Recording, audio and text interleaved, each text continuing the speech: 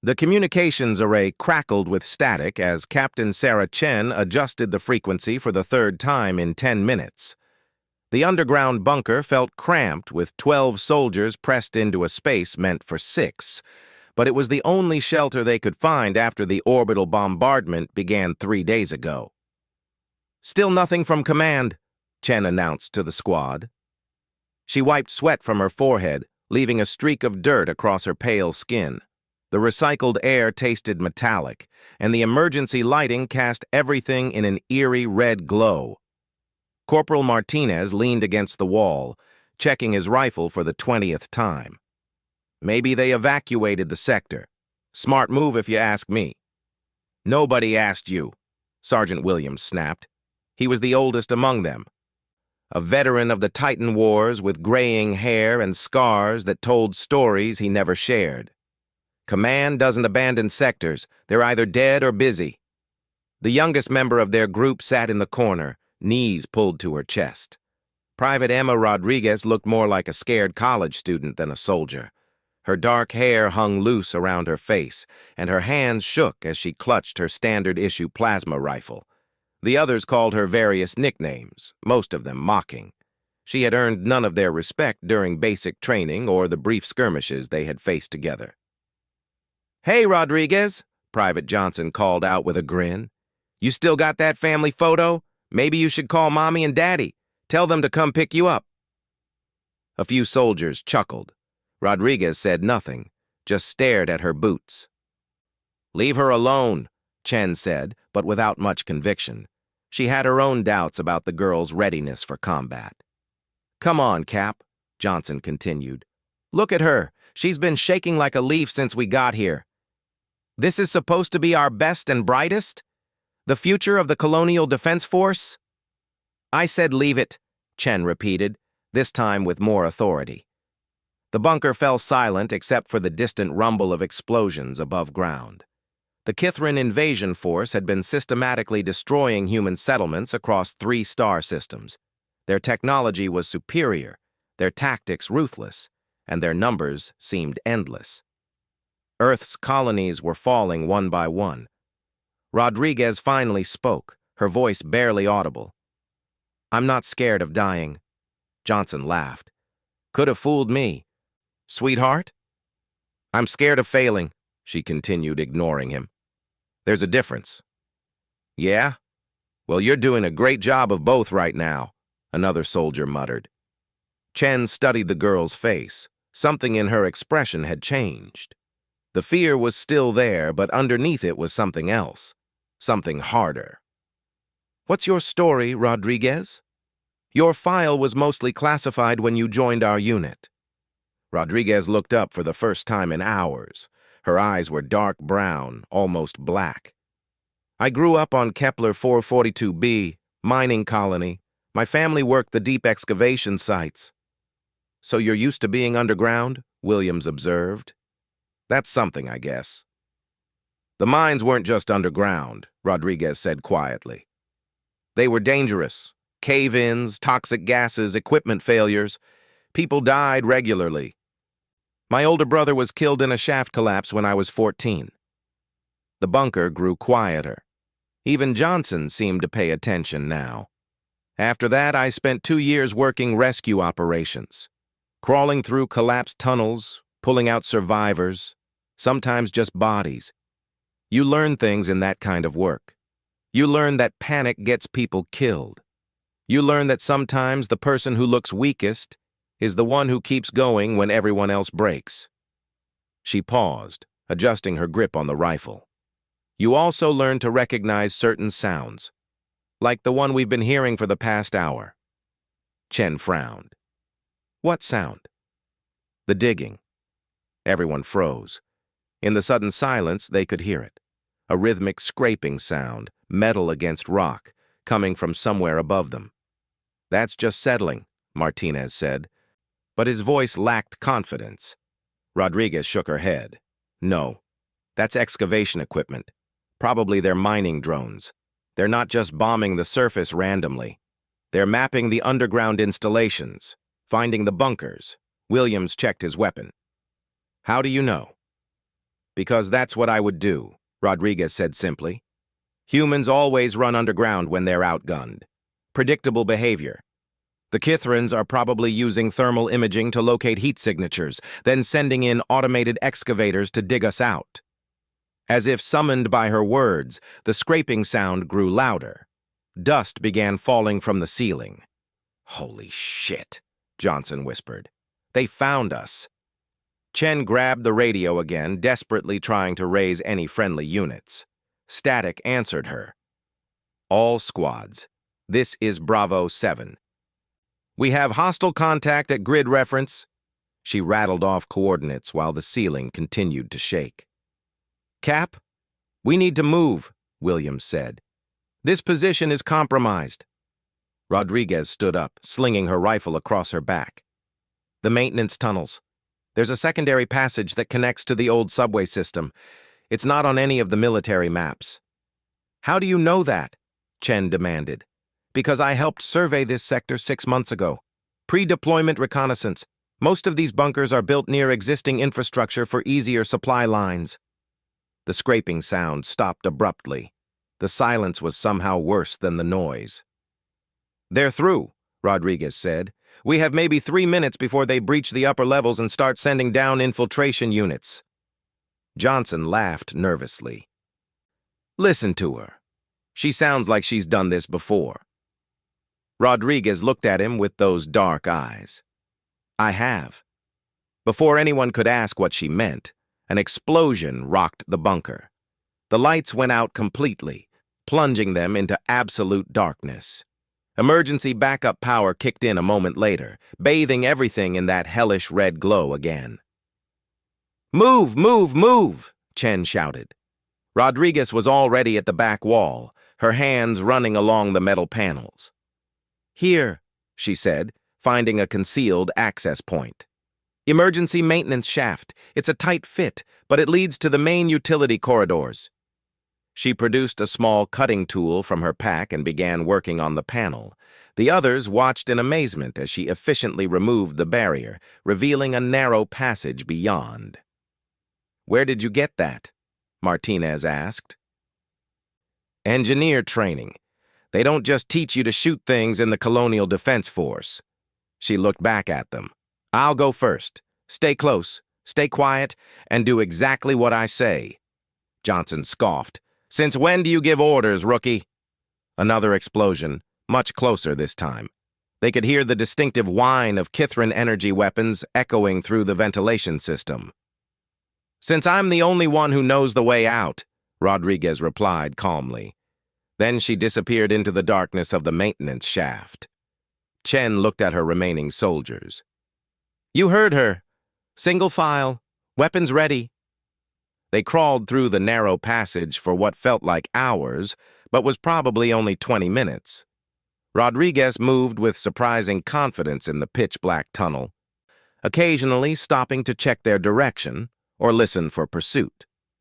Behind them, they could hear the sounds of the bunker being systematically torn apart. The maintenance shaft eventually opened into a larger utility corridor lined with pipes and electrical conduits. Rodriguez helped each soldier climb out, then led them deeper into the underground maze. This connects to the old subway, she explained as they moved. The trains haven't run for decades, but the tunnels are still intact. We can use them to reach the extraction point. What extraction point? Chen asked. Rodriguez paused. The one I called in while you were trying to reach command. Everyone stared at her. You called in an extraction? Williams demanded. Backup frequency. Emergency Protocol 77 Alpha.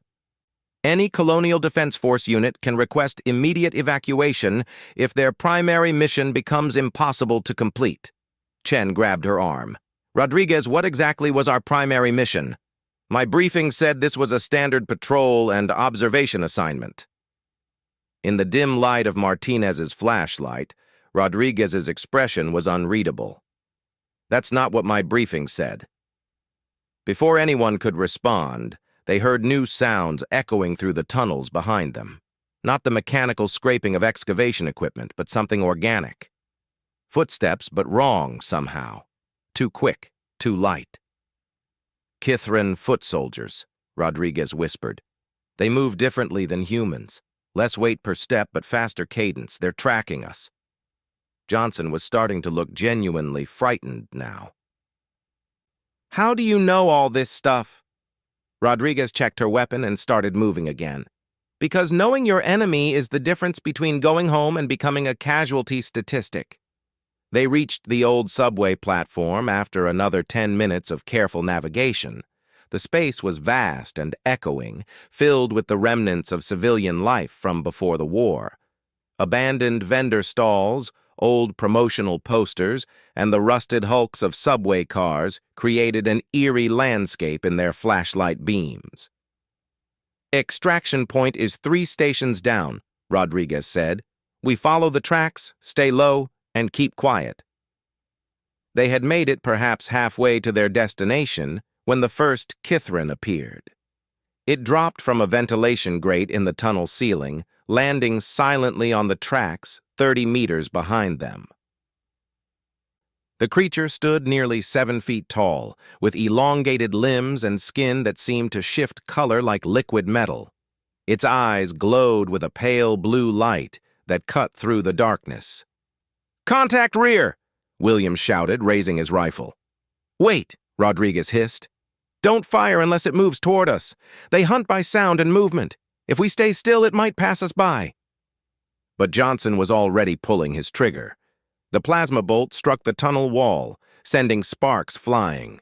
The Kithran's head snapped toward them, and it began moving forward with that disturbing, too-fast gait. "Now you can shoot," Rodriguez said. The tunnel erupted in weapons fire. The Kithran moved like liquid, dodging most of their shots while closing the distance with impossible speed. Its return fire came in the form of crystalline spikes that shattered against the tunnel walls, sending razor-sharp fragments in all directions. "Fall back to the platform," Chen ordered. They retreated to the wider space of the subway station, using the old ticket barriers and vendor stalls for cover. The Kithran pursued them, now joined by 2 more of its kind. Their alien weapons filled the air with deadly projectiles. Rodriguez found herself separated from the others, crouched behind an overturned bench. She could see Johnson pinned down near the far wall, his rifle apparently jammed. One of the Kithrans was moving to flank him.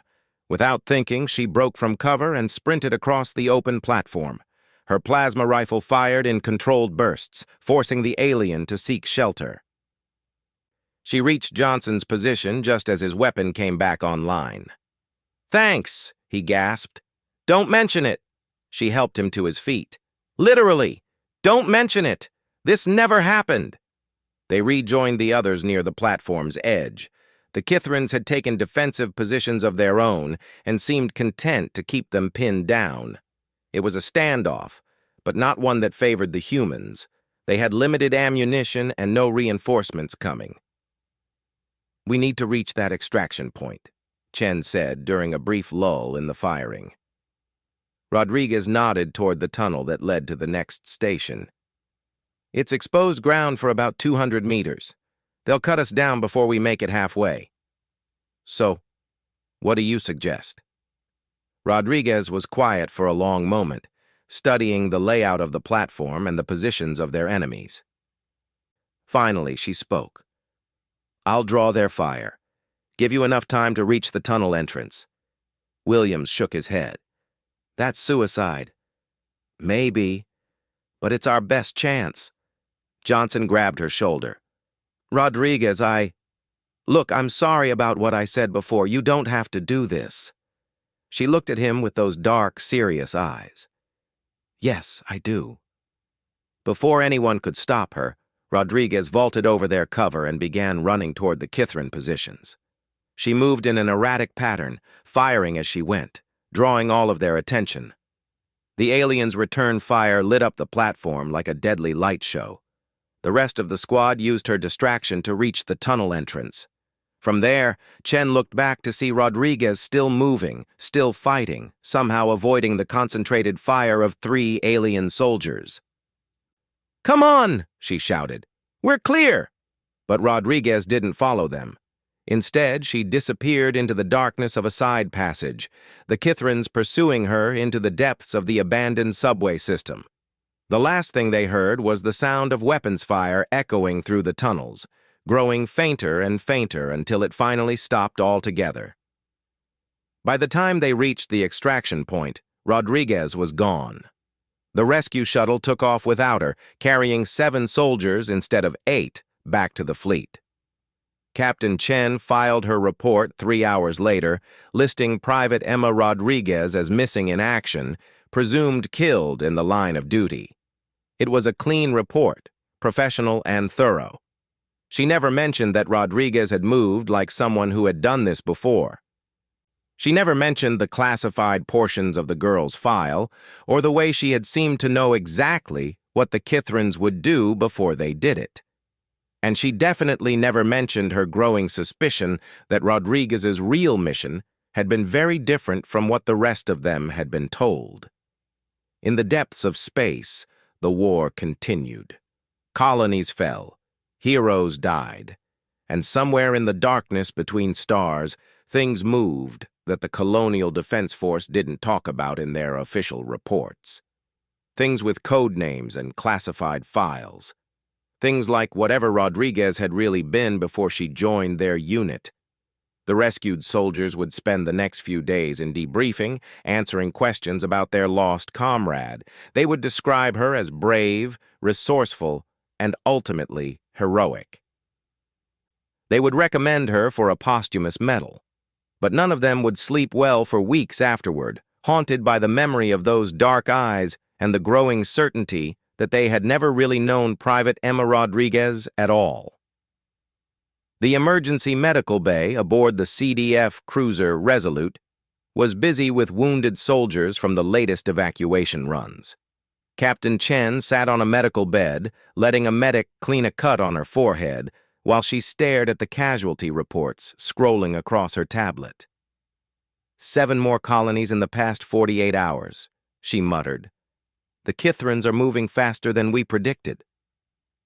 Sergeant Williams occupied the bed next to hers, his left arm in a sling from shrapnel wounds. Any word from command about our next assignment? Still waiting. Chen touched the bandage on her head. They're keeping us in reserve until the fleet regrouping is complete. The medical bay doors slid open, and Admiral Harrison entered with his usual entourage of officers. His weathered face looked more tired than usual, and his uniform showed the strain of weeks without proper rest. "Captain Chen," he said, approaching her bed, "I need to speak with you privately." Chen stood and followed the Admiral to a small consultation room adjacent to the medical bay. Harrison waited until the doors closed before speaking. "I've read your report about the subway incident. Very thorough, very professional." "Thank you, sir." Harrison studied her face. "Tell me about Private Rodriguez." Chen felt a chill run down her spine. "She died saving her squad, sir. Heroic actions under fire. I've recommended her for the Colonial Cross." "That's interesting," Harrison said quietly, "because 3 hours ago we received a transmission from the surface of Kepler 442b, Rodriguez's homeworld. The colony was supposed to have been evacuated 6 months ago." Chen's mouth went dry. "Sir?" The transmission was brief. Emergency frequency, military encryption. Someone calling themselves Ember, requesting immediate extraction for high-value intelligence assets. The room felt suddenly smaller. "Rodriguez is dead, sir. I saw the Kithrans pursue her into the tunnels. No one could have survived that." Harrison activated a holographic display on the consultation table. This transmission was recorded 47 minutes ago. A grainy audio recording began to play. Through the static, Chen could hear a familiar voice. "This is Agent Emma Rodriguez, Operational Designation Ember, requesting priority extraction for recovered intelligence assets. I have confirmation of Kithran hive ship locations and fleet movement patterns. Extraction coordinates follow." Chen stared at the hologram in shock. "That's impossible." "Is it?" Harrison asked. Because according to some very classified files, Agent Rodriguez has been listed as missing in action for the past 3 years. She was part of a deep-cover intelligence unit called the Night Watch Protocol. Sir, I don't understand. She was assigned to my unit as a regular soldier, private, fresh out of basic training. Harrison touched a control, and Rodriguez's classified file appeared on the display. Most of it was redacted, but Chen could see enough to make her head spin. Agent Rodriguez was trained in infiltration, sabotage, and deep cover operations. She volunteered for a mission that required her to assume the identity of a new recruit and integrate with regular Colonial Defense Force units. Her job was to gather intelligence on Kithran tactics and capabilities from the front lines. Chen felt sick. We thought she was scared, inexperienced. We treated her like exactly what she appeared to be, Harrison finished, which means she was doing her job perfectly. The Admiral closed the file and looked at Chen seriously. 3 days ago, we lost contact with Deep Space Monitor Station Alpha 7. Yesterday, we lost contact with the garrison on Titan's Falls. This morning, we learned that both locations were hit by concentrated Kithran task forces. They're targeting our intelligence assets, Chen realized. Someone is feeding them information about our operations. We have a leak, Captain. A big one. And right now, Agent Rodriguez might be the only person in position to identify the source. Harrison stood up. You're being reassigned, effective immediately. You and your remaining squad members will form the extraction team for Agent Rodriguez. Sir, with respect, wouldn't a specialized unit be better suited for this mission? Under normal circumstances, yes. But these aren't normal circumstances. Rodriguez trusts you and your people. She put her life on the line to save you. That trust might be the only thing that keeps her alive long enough to get our intelligence assets back. Chen nodded slowly. What are we really walking into, sir? Harrison's expression grew darker. Something we should have seen coming. The Kithrans aren't just trying to conquer human space. They're being guided by someone who knows our procedures, our codes, our safe houses. Someone with access to the highest levels of military intelligence. A human traitor. That's what we need Rodriguez to confirm. 2 hours later, Chen found herself aboard a fast attack corvette heading toward Kepler 442b. Her surviving squad members were with her, plus a small unit of special operations soldiers. The mood was tense as they approached what was supposed to be an evacuated world. Sensors are showing minimal surface activity, reported Lieutenant Commander Torres, the corvette's executive officer. But we're detecting thermal signatures from the underground mining complexes. Williams checked his weapon for the 3rd time since launch. Could be refugees who missed the evacuation. Could be Kithrans, Johnson added grimly. Chen studied the tactical display. Or it could be Agent Rodriguez doing what she does best. The corvette entered the planet's atmosphere under stealth protocols, its hull shimmering with adaptive camouflage. They landed in a valley near the coordinates Rodriguez had transmitted, using the natural rock formations to hide their ship. Strike Team Alpha will approach from the north, Chen briefed her soldiers. Beta Team takes the southern route. We converge on the extraction point in 30 minutes. The planetary surface was a wasteland. Orbital bombardment had turned what had once been green valleys into blackened craters. The mining complex was built into the side of a mountain, its entrance partially collapsed from the Kithran attacks. Chen's team reached the extraction point first. It was a small maintenance facility near the main mine entrance, with underground access to the deeper tunnel systems. Everything appeared deserted. Ember, this is Recovery Team 1, Chen spoke into her communicator. We're at the designated coordinates. Silence. Ember, please respond. A voice came from directly behind them. You're late. The entire squad spun around, weapons ready. Rodriguez stood 10 meters away, somehow having approached without making a sound. But she looked different now. Her hair was tied back in a tactical bun, and she wore form-fitting black combat gear instead of standard Colonial Defense Force fatigues. Her eyes held the same darkness, but now they seemed to look through people rather than at them. "Jesus, Rodriguez," Johnson breathed. "How did you sneak up on us like that?" "Training." She approached the group with fluid movements, like a predator evaluating potential threats. "And my name isn't Rodriguez. That was just a cover identity." Chen lowered her weapon. "Agent Ember?" "Just Ember now. Agent Rodriguez died in those subway tunnels along with her cover." She studied each member of the squad. "I need you to understand something. What I'm about to show you is classified beyond your security clearance. You'll be debriefed when we return to the fleet, and you'll sign non-disclosure agreements that will follow you for the rest of your lives." Williams frowned. "What kind of intelligence are we talking about?" Instead of answering, Ember led them into the maintenance facility. The interior was dark except for emergency lighting, but she moved through it like she had memorized every detail. A hidden elevator took them deep underground into levels that didn't appear on any mining survey. "This is a night watch facility," Ember explained as they descended. "One of 12 hidden bases throughout human space. We've been monitoring Kithran communications and tracking their fleet movements for 3 years. The elevator opened into a sophisticated command center filled with monitoring equipment and holographic displays. Banks of computers lined the walls, their screens showing real-time intelligence feeds from across the war zone.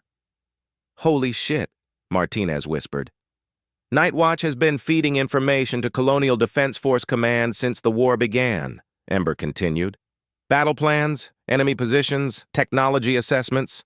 Most of the successful operations you've heard about were based on intelligence gathered by deep cover agents."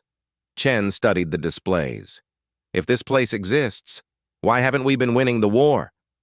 Ember's expression darkened. "Because someone has been feeding our intelligence directly to the Kithrans." She activated a central hologram that showed fleet positions across 3 star systems. Red markers indicated Kithran forces, blue markers showed human defenses. Every time we identified a major Kithran installation, they evacuated before our strike forces arrived. Every time we planned a defensive strategy, they attacked somewhere else. At first, we thought they were just tactically superior. She touched a control, and the display shifted to show communication intercepts. But 3 months ago, our deep space monitors started picking up encrypted transmissions between Kithran command ships and an unknown source in human space. The transmissions contained detailed information about our fleet movements, supply lines, and strategic plans. Johnson stared at the data. "Someone in command is working with the enemy. Someone with access to the highest levels of military intelligence," Ember confirmed. "Someone who knows about Night Watch operations." Williams pointed to one of the displays. "What's that?" The screen showed a long list of Colonial Defense Force officers, each with a detailed profile including access levels, assignment history, and psychological evaluations. "The leak analysis," Ember said. "Every person with access to the intelligence that was compromised. We've been running background checks, monitoring communications, looking for patterns." Chen felt cold. "How many people are on that list?" 237, Ember replied, "including Admiral Harrison." The command center fell silent except for the hum of electronics. Chen's mind raced as she processed the implications. "You're saying the Admiral who sent us here might be the traitor?" "I'm saying everyone is suspect until proven otherwise." Ember moved to another console and began downloading data. "But I've narrowed it down significantly. The leak has access to real-time fleet positions and strategic planning sessions. That limits the list to about 30 people." "What do you need from us?"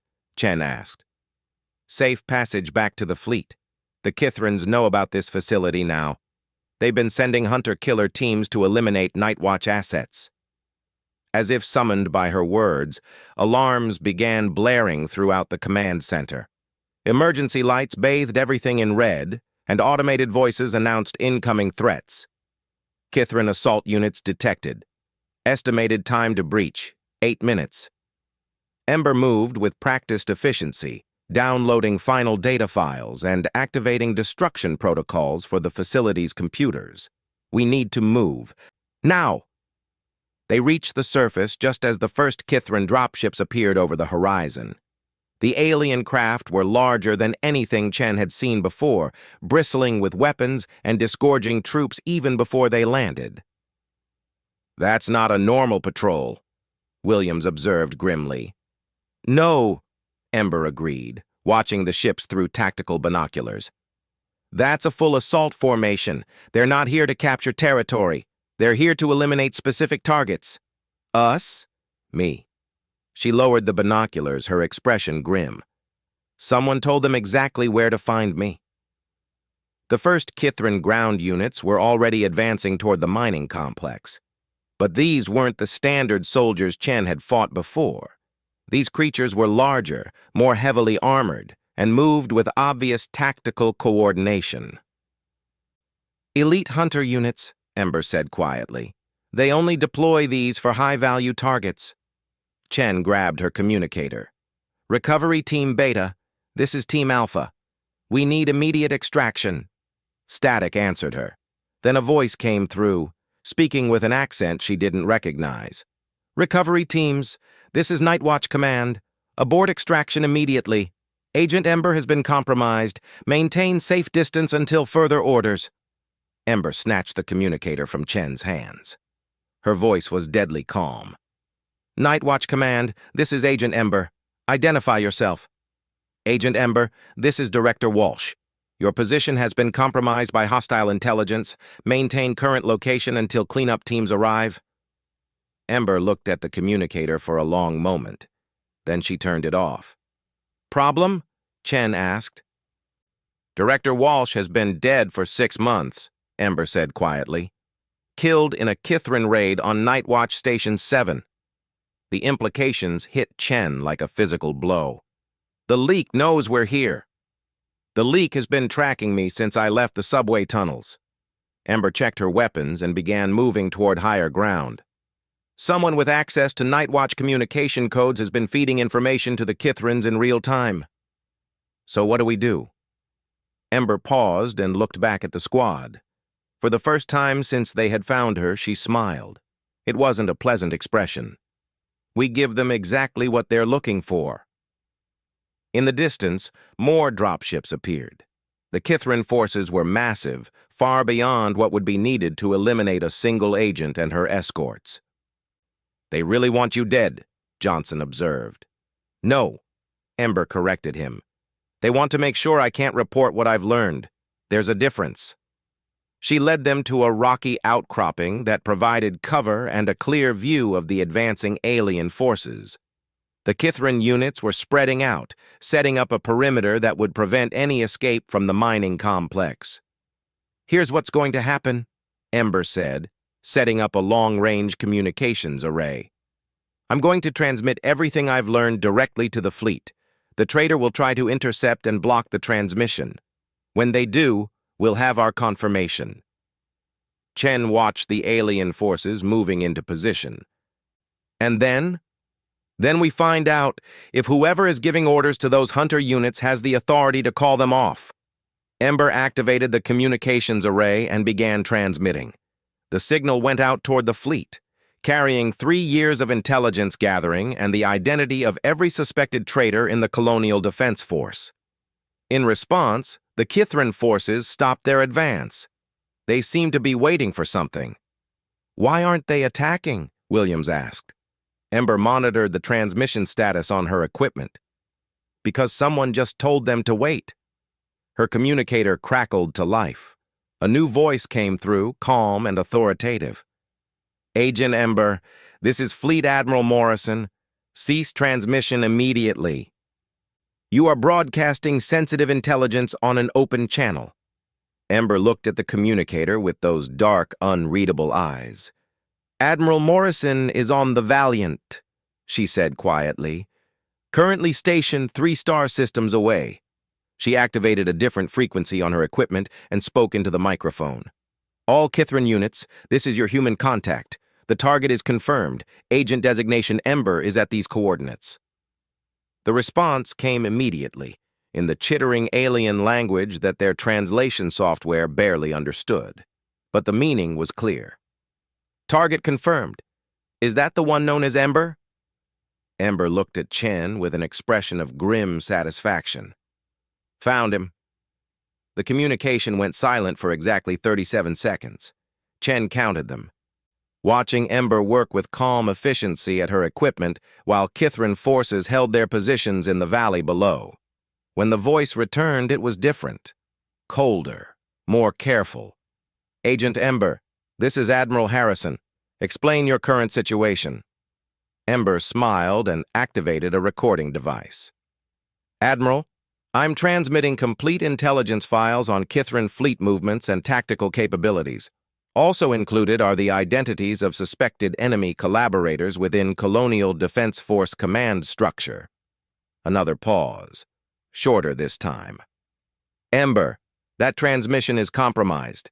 The Kithrins are monitoring all communications in your sector. Cease broadcasting immediately. Understood, sir.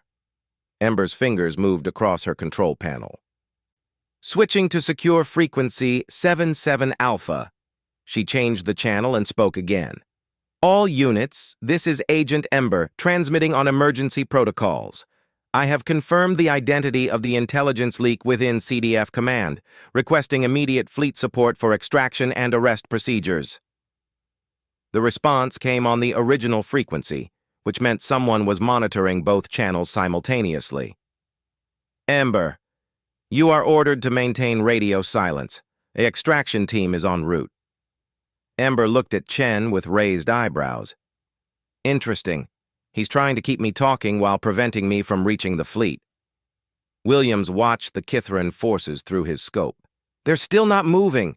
It's like they're waiting for orders. They are waiting for orders, Ember confirmed.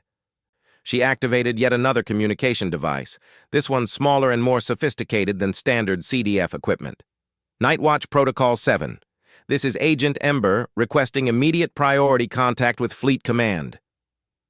This time, the response came from a different voice entirely.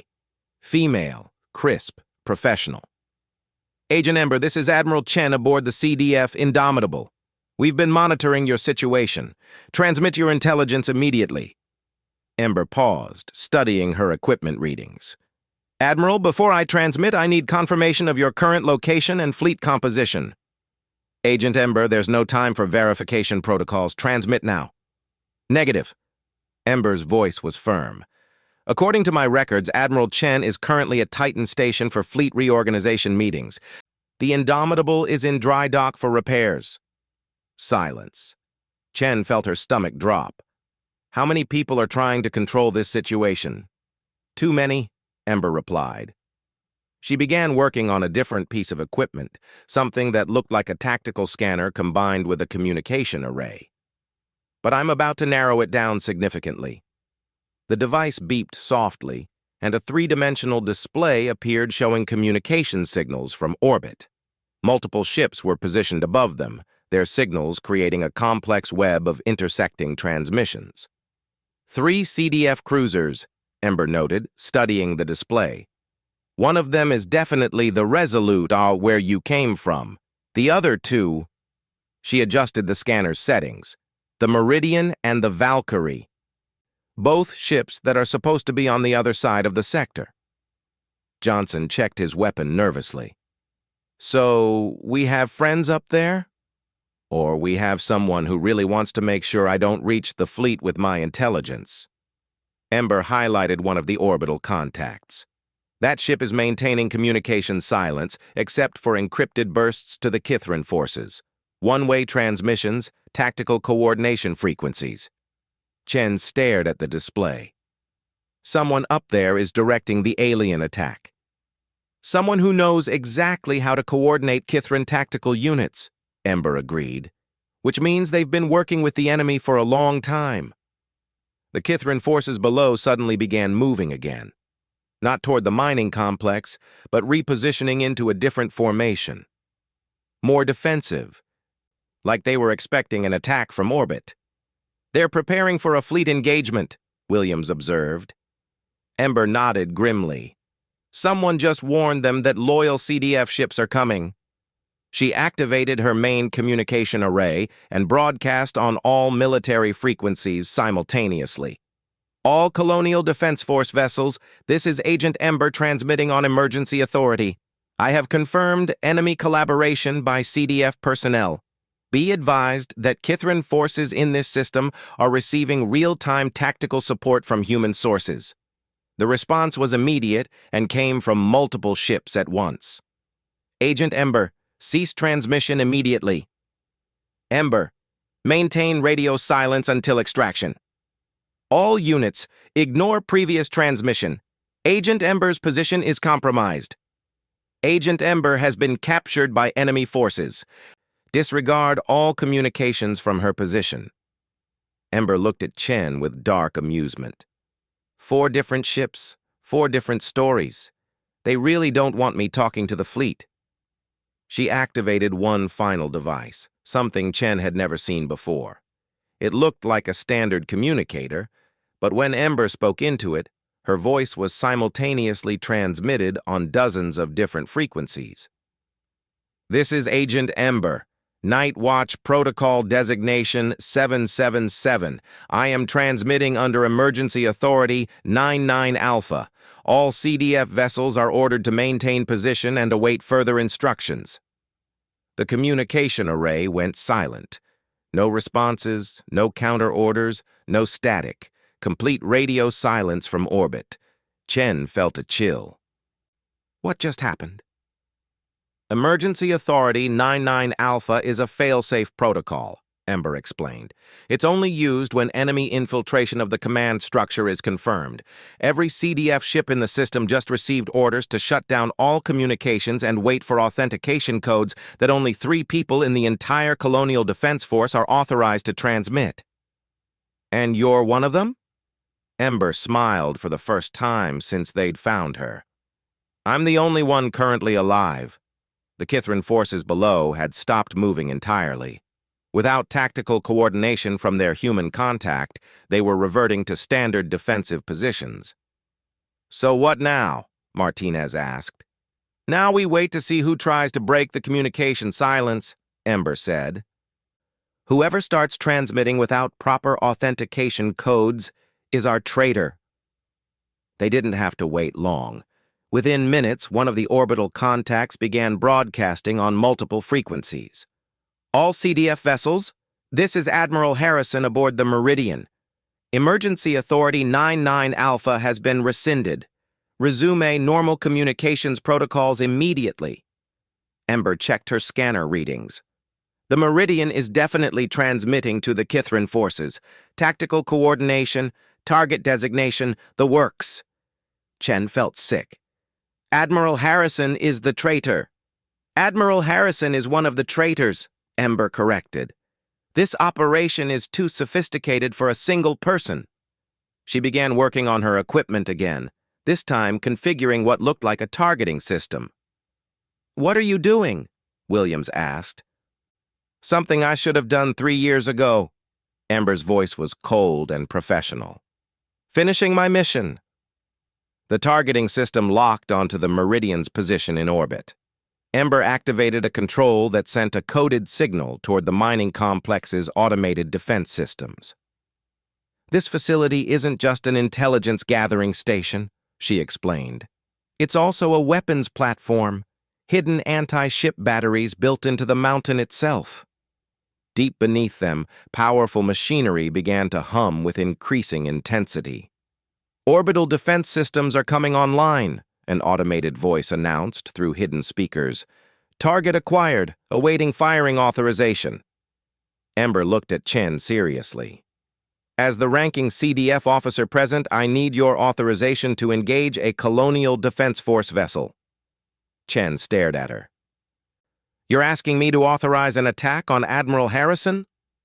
I'm asking you to authorize an attack on a traitor who has been responsible for the deaths of thousands of human colonists. Ember's voice was steady. Your call, Captain. Chen thought about the colonies that had fallen, the soldiers who had died in ambushes that seemed perfectly coordinated. She thought about Rodriguez sitting in that bunker, shaking with fear while hiding her true capabilities. Fire! The mountain shuddered as massive weapons systems launched their payload toward orbit. The Meridian had perhaps 10 seconds to realize what was happening before the first missiles struck its shields. Direct hit, Ember reported, monitoring the engagement. Their shields are down. Second salvo incoming. The display showed the Meridian beginning evasive maneuvers, but the orbital defense system had been designed to engage warships. The second wave of missiles overwhelmed the ship's point defense systems and struck the hull directly. Meridian is disabled, Ember announced. Life support systems intact, but weapons and engines are offline. The communication array crackled to life. This is Admiral Harrison. Cease fire immediately. I repeat, cease fire. Ember keyed the microphone. Admiral Harrison, you are under arrest for treason, collaboration with enemy forces, and violations of the Colonial Defense Code. You will surrender your command immediately. Agent Ember, you have exceeded your authority. You are ordered to stand down. Negative, Admiral. Under Night Watch Protocol 7. I have full authority to engage enemy assets regardless of their apparent affiliation. Another voice cut into the transmission. Agent Ember, this is Admiral Morrison aboard the Valiant. We've just arrived in system with a full battle group.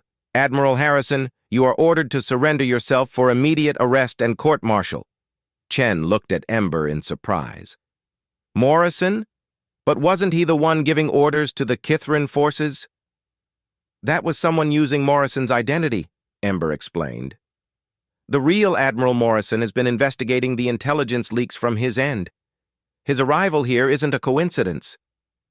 The Kithran forces below had begun retreating without their human tactical support. Their dropships were lifting off, abandoning ground units that were now cut off from command and control. What happens to them? Johnson asked, watching the aliens scramble for evacuation. Standard procedure, Ember replied. Without coordination from orbit, they'll fall back to defensive positions and wait for extraction. They're not stupid enough to continue an unsupported assault. Over the next hour, they watched the systematic surrender of Kithran ground forces as Admiral Morrison's battle group secured the system. The aliens had no interest in dying for a mission that had clearly failed. Ember supervised the uploading of her intelligence files to the fleet while Chen coordinated with the extraction teams. The data she had gathered would expose a network of collaborators throughout the Colonial Defense Force and provide tactical advantages that could turn the tide of the war. 3 years, Chen said as they waited for pickup.